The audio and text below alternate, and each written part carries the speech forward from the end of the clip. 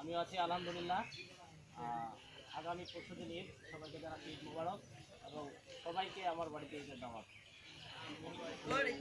উপস্থিত আমাদের প্রধান শিক্ষক সহ পরিচালক সহ সকল শিক্ষকবৃন্দ এবং গার্জেন অভিভাবক উপস্থিত আছেন।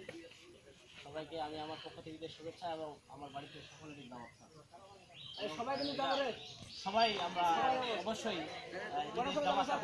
যাক, আজকের এই আলোচনার মূল যেটা উদ্দেশ্য সেটা হচ্ছে যে আমার কাছে মনে হচ্ছে শনিবার দিনেই কোচিং খোলা এটা তোমাদের জন্য অত্যন্ত পজিটিভ একটা বিষয়।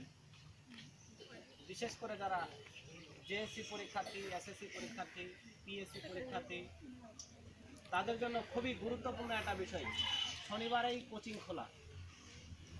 বাকি বিষয়গুলো পরে বলছি, আগে এই যে শনিবারে কোচিং খোলা এই বিষয় যারা অন্যান্য ক্লাস যারা আছো, যেমন 6 আছো, 7 আছো, 9 আছো, অন্যান্য ক্লাসের বার্ষিক পরীক্ষাও সম্ভবত নভেম্বরেই পরীক্ষা হয়ে যাবে, নভেম্বরের শেষের দিকে।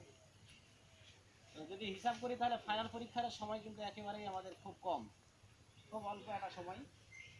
এর মধ্যে কিন্তু সবাই যে খুব ভালো প্রস্তুতি নিচ্ছি এটা কিন্তু কেউ বলতে পারবে না, বা হয়তো অনেকেই আছে যারা খুব ভালো প্রস্তুতি নিচ্ছে। এখন যে সময়টা যাচ্ছে এটা হচ্ছে একেবারে শেষ একটি পিরিয়ড।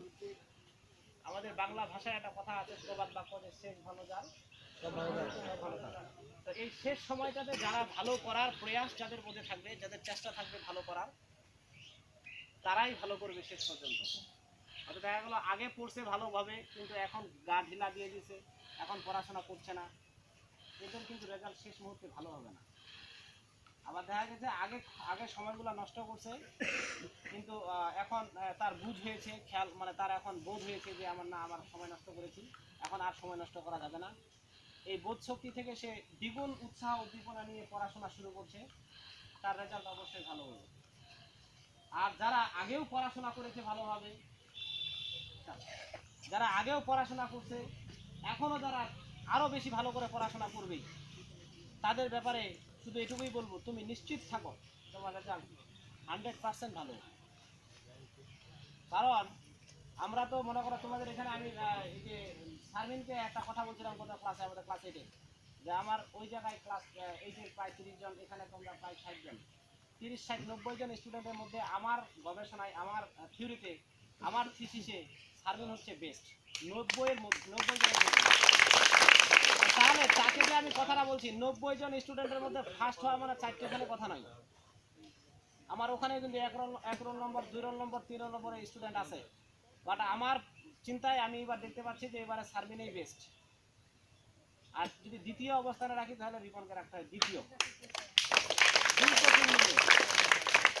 এখন ঘটনা হচ্ছে যে আমাদের কিন্তু অত্যন্ত সুযোগ আছে, বিশেষ করে যারা জেএসসি পরীক্ষার্থী, তোমাদের মাত্র 2 মাস, যে 2 মাস সময় আছে, 2 মাসে আমরা যদি ইচ্ছা করি তাহলে খুব ভালো রেজাল্ট করতে পারবো।